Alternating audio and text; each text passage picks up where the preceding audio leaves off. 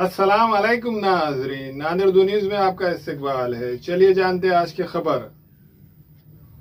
रियासती सदर बनने के बाद ऐन इंतखाबात से पहले मशरक़ी हल्के असेंबली की बॉडी को पूरी तरह डिसॉल्व कर दिया था और इस सिलसिले में पूना में मैंने आपसे गुजारिश की थी कि ऐन इंतखाबात के वक्त बॉडी को बहाल किया जाए, मगर हो ना सका।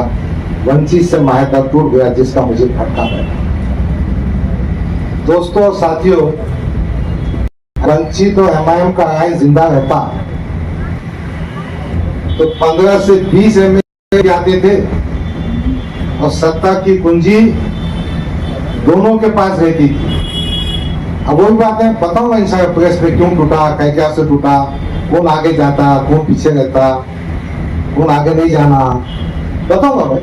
बड़ा मजबूत बता सुना मैं तुमको। जो खत मैंने असद साहब को भेजा उसकी कॉपी आपके पास ही देने वाला हूँ। दूसरे कि 2024 मशरक़ी हल्के असेंबली के लिए हमने पूरी ताकत से काम किया। आपने मुझे महाराष्ट्र का कारगुजार सदर बनाया। मैंने पूरे महाराष्ट्र के इलाकों का दौरा किया, खास तौर पर फसादात के मुतासिरीन की अरबाब इख्तिदार के सामने नुमाइंदगी की, इंसाफ दिलाने की कोशिश की और लाखों रुपये की माली एयानत की। पुलिस कस्टडी में मरने वाले मुस्लिम नौजवानों के मामले को हाई कोर्ट्स में लेकर गया, इनकी माली मदद भी की, कोर्ट का खर्चा बर्दाश्त किया और कई पुलिस वालों पर आईपीसी सेक्शन 302 के तहत केस दर्ज करवाए। महाराष्ट्र में जहां जहां मॉब लिंचिंग हुई वहां मैं बाजार तक खुद पहुंचा, इन अफराद के खानदान को दिलासा दिलाया, पुलिस में नुमाइंदगी की, पैसों से मदद की। कोविड के ज़माने में मेरे जाती खर्चे से 5 लाख से ज्यादा रकम के गज़ाई पैकेट तकसीम किए। कई मरीजों को इलाज मांगने में मदद की। पार्टी को मजबूत करने के लिए मुख्तलिफ ताल्लुक़ों अज़ला का दौरा किया, एक मजबूत तंजीमी ढांचा तैयार करने की कोशिश की, जिसमें कुछ कामयाब हुआ। मैं समझता था ये लिखने की जरूरत नहीं, मगर फिर भी मैं चाहता तहरीरी तौर पर बात आ जाए ताकि सबको मालूम हो कि कौन क्या कर रहा है, किसकी क्या अहमियत है और क्या अहमियत होना चाहिए। असद साहब के जो मैसेजेस मेरे पास आए थे उसमें सब में बड़ा दुख ये था कि इम्तियाज जलील हार गए। किसी ना किसी तरह से वो ठिकरा हमारे सर पे फोड़ने की बात भी दिख रही थी। तो फिर मैंने समझा उठना चाहिए खत में।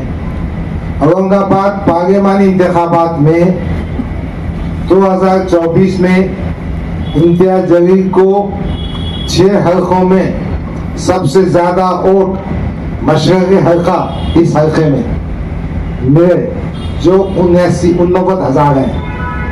कहीं ना कहीं हमारा काम और नाम होगा। भाई सियासत में जब कुछ काम करते हैं ना तो बताना पड़ता, बोलना पड़ता, इसलिए मैंने लिखा। इनके हल्के असेंबली जहाँ से वो एमएलए चुन के आए थे और 85,000 वोट मिले। अब उसके आगे जो मैं लिखा वो चुमटी भी है, हकीकत भी है, सच्चाई भी है। वोट और बढ़ सकते थे, मगर इसका जवाब इम्तियाज जलील, अहमद जलील, बिलाल जलील से पूछा जाए तो बेहतर होगा। पैसे खर्चने में हाथ रोकना, तमाम ओहदेदारों और कारकुनों को बंधा मजदूर समझना, ये इनकी सबसे बड़ी गलती रही। और दूसरी बात यह है कि पार्लियामेंट के हल्के में मुस्लिम वोटर्स की तादाद 22% है। यानी मुसलमान कितने टक्के हैं?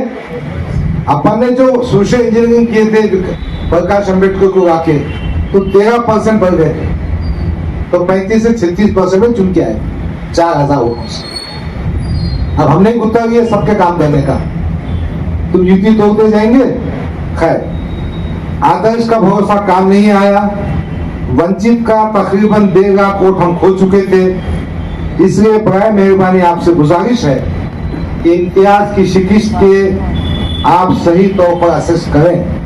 मैंने कायदे मोहतरम को लिखा 2024 में मशरक़ी हल्के असेंबली में मैंने तकरीबन 200 वोटर रजिस्ट्रेशन कैंप लिए।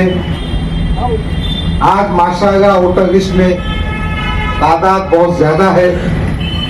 मैंने मशरक़ी हल्के असेंबली में समाज के मुख्तलिफ तबक़ात से बिलखुसूस नाराज ग्रुप से दिल जीतने का काम किया हूँ।